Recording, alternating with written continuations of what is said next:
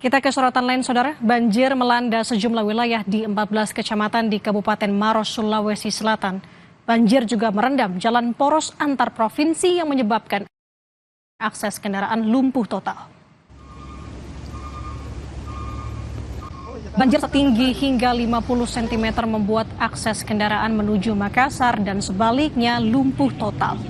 Banjir disebabkan luapan arus Sungai Maros setelah wilayah ini diguyur hujan dengan intensitas tinggi. Sejumlah warga juga terpaksa dievakuasi menggunakan perahu karet.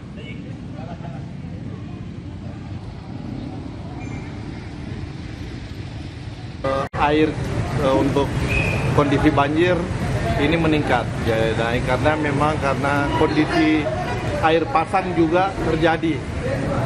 Ya kita berharap ini jam 8 ya sudah, mudah-mudahan sekitar jam 10 air pasangnya sudah menurun.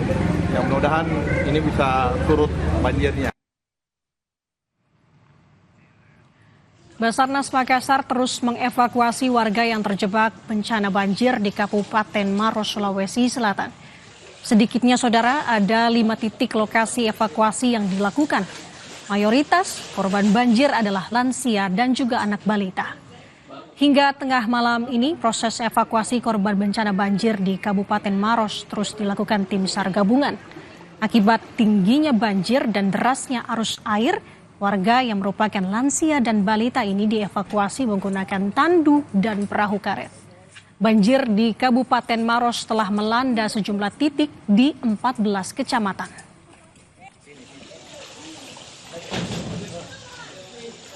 Selanjutnya di saat ini teman-teman ada sekitar 4-5 titik kita lakukan evakuasi. Sebagian melakukan evakuasi mandiri. Yang dimana kebanyakan kita evakuasi itu adalah lansia dan juga balita yang saat ini sudah disiapkan oleh pemerintah setempat untuk pengungsian yang sudah disiapkan.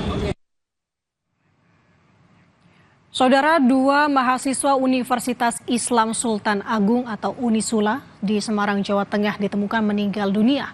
Keduanya ditemukan di dasar waduk sedalam 3 meter. Selasa malam, Saudara, tim SAR Kota Semarang menemukan 2 mahasiswa meninggal dunia di dasar waduk buatan di Kompleks Kampus Universitas Islam Sultan Agung atau Unisula di Semarang, Jawa Tengah. Tim SAR menduga keduanya tenggelam akibat kelelahan saat berenang di waduk buatan kampus sedalam 3 meter usai memancing. Tim SAR datang setelah mendapat informasi dari rekan korban yang selamat.